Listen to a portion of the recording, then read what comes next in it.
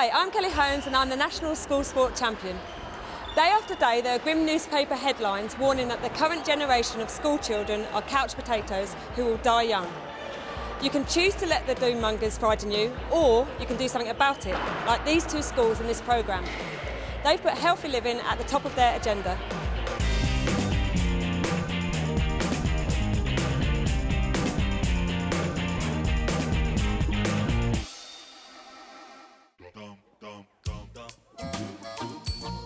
It's Health Fair Day at Tong School, a specialist sports college on the outskirts of Bradford.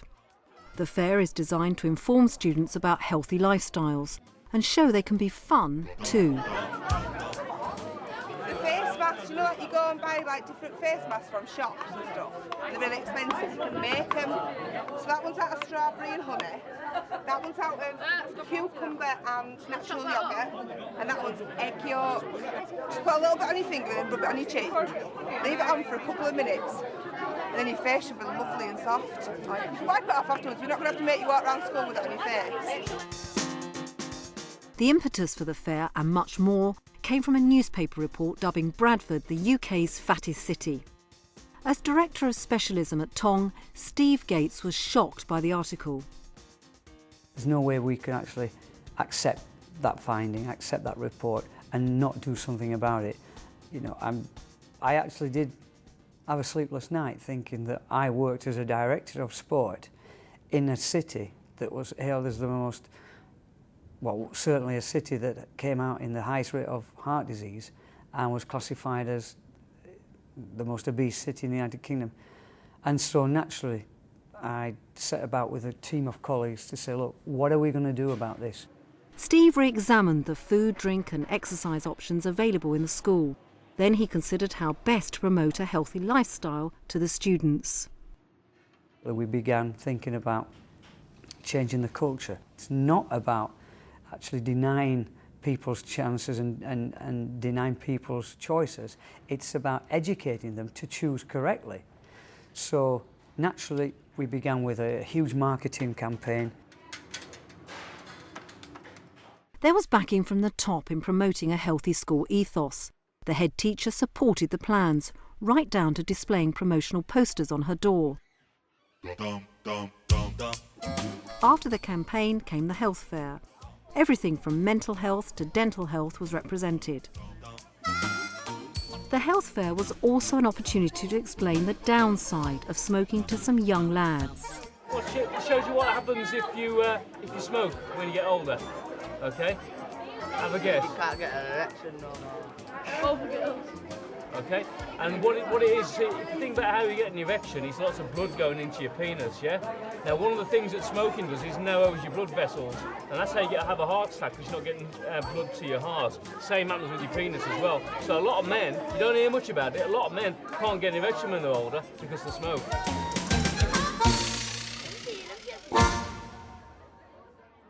Food technology teacher Jane Girt had a stand at the health fair, but it wasn't a one-off. She ensures that the healthy food message is part of the curriculum too. We do quite a lot of healthy eating now. We don't just do baked products and things. We're looking at the current national agenda on improving the healthy eating and things within school. And so by the children trying some of the things today, seeing some pictures of the children working with fruit and things, so that when they come into food technology, they don't just expect to make biscuits and cakes. They know that we'll be looking at some of the healthier, wider issues to do with food. The health fair also spread the message about proper hydration, with each student given a water bottle to keep and use. By the end of the morning, it was clear that many of the students knew that fruit and vegetables are good for you. But for some, actually eating them is a different matter. Cauliflower is manky. I don't like Brussels sprouts. I like bananas. I don't like sprouts. Do you? I don't. The school council and other mechanisms already gave students a say in food and exercise options, but Steve and his colleagues anticipated they'd have to do more than just consult and educate. They knew they needed to give students an incentive to make healthy choices. We may have lots of different varieties of menus. We have this beautiful array of delicious foods that are healthy and full of vitamins and minerals.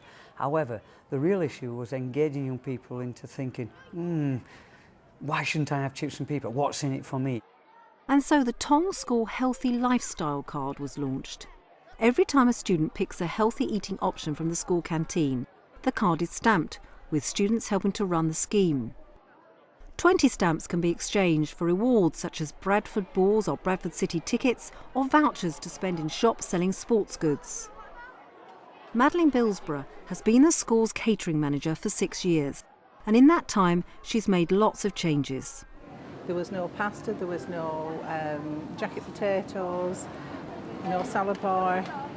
There was only a certain type of sandwich, i.e. egg, cheese, ham. We do a deli range of sandwiches now. So basically everything with the exception of burgers, chips and pizza has been introduced in the last 6 years. The school's catchment includes areas of serious deprivation, so changing eating habits within school could have really beneficial effects. Tong uses newsletters and its website to liaise with parents about initiatives. But implementing change can be a hit-and-miss affair. The big success has got to be the chicken pittas. They've been phenomenal. I would say pittas and jacket potatoes. The disaster was when we tried a chip-free day and we put jacket potatoes on. We put 300 on and we sold 2. And they did not take an alternative, they just walked. Now that there's an incentive, will the students still walk away? Head teacher Lynn O'Reilly sets an example for all. How many do I need to get to the rugby? 20. Fine, good, thank you very much. Take cricket as well. Oh, cricket? Ah, now you're talking. How many do I need to get to the cricket? Just have to fill them all in. Fill them all in. And I get a ticket to go to the cricket. How much is that going to cost the school? Lynn can sleep easy. The rewards are donated. But are her students getting the message? It gives you more energy to do stuff, whereas if you eat fast food, you get tired more quickly. Whereas if you eat healthy food, you stay more active. I like burgers because they're better than the other healthy foods. You feel tempted to eat the fast food because it tastes nice, but then you think about yourself 20 years ahead and being all fat and everything. With lunchtime of launch day over and food choices carefully assessed, how did the catering staff rate the effects of the healthy lifestyle cards? I think because of the yellow cards, they chose wiser because they wanted the prize at the end of it. I think the cards were a really good idea and I think they worked. But I think it also has to be something that happens every day, all day, right across the school.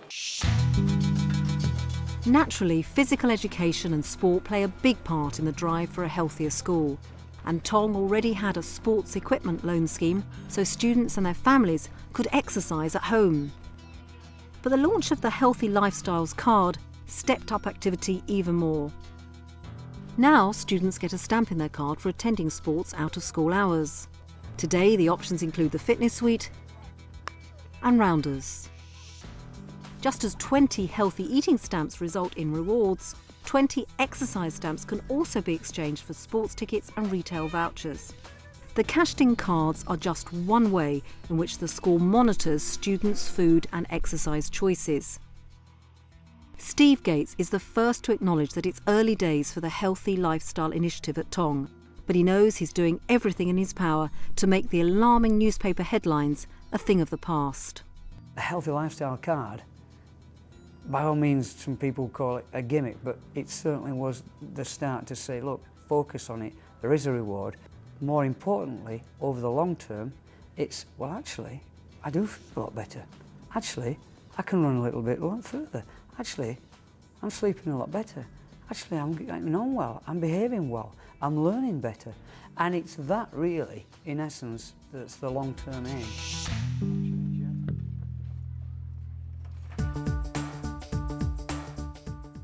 Meanwhile, at Cumberland School in Newham in East London, they're pedalling towards health.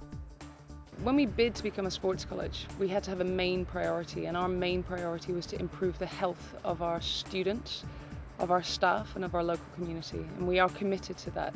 Being a sports college is not just based in the PE department, it's very much a whole school thing, and I think coming to and from school is part of that, whether it's encouraging your students to walk more, to cycle more, and hopefully, you know, not to get your mum and dad to drive you in as much. It's nose to tail or front wheel to back wheel. Okay. Come in stand the other side of the bicycle. You don't want to be stuck in the middle there. With backing from the borough, Cumberland is running 6-week cycle training courses designed to prepare students for riding independently. The club shows them how to maintain their bikes in a safe, roadworthy condition. Okay, so the 3 main things you're checking are brakes, handlebars not wobbly and tyres pumped up. And just as important, how to ride safely. Students are told that helmets are essential on the public road and desirable even on the school tennis court, although the few students who haven't got helmets here haven't been prevented from participating. So when you're riding in the snake, keep your eyes forward, make sure you've got enough stopping distance. Setting up the project was fairly straightforward. Most of the facilities were already in place. When we came here, we obviously had bike stands so that, you know, our students and our staff had somewhere to lock up their bikes that was as safe as we could make it. To run the actual cycle club, we just needed a flat piece of ground, which we've been using our netball and tennis courts. And they've spent the first few weeks on them, and then when we're sure that they're pretty competent, we can take them out onto the streets. Obviously, they wear their high-vis vests and, you know, they're surrounded by staff. Okay. Now you've got to be very, very careful here. So we're clear, we can see there isn't anything coming. There's something coming now, so we're not going to go right now.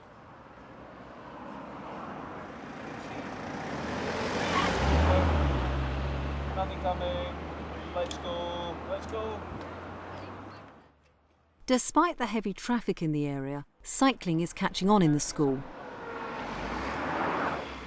We have a lot of staff who cycle to school, and it is a fantastic way of getting around London. If you've ever been on the tube system, you'll know that particularly when the weather's like this, you want to be on a bike and not stuck in a tunnel. So if we can encourage our students to ride more, and our families and our staff, obviously we're doing a lot for everybody. The environment benefits, fitness benefits, health benefits. The way we're trying to deal with that is to ensure that everybody feels comfortable and confident on a bike. But yeah, it's their fitness as well as their ability to transport themselves. Freedom. And Cumberland School feels this cycling club will actually help roll out a bigger healthy lifestyle message. We are a sports college, we are a healthy school, and that's not just the responsibility of the PE department, that's the responsibility of every single member of staff, every parent, every student in the school. So hopefully all the little things that we're doing to encourage people to take more responsibility for their own health and fitness will obviously have a big impact on the community. Tong and Cumberland, schools with simple, practical ideas. In both schools, the ethos promotes healthy lifestyles. The health fair and curriculum time are used to promote understanding of health issues. Food and drink in school reflect the health message. And both schools promote behaviours that lead to lifelong activity underpinned by a programme of high-quality physical education.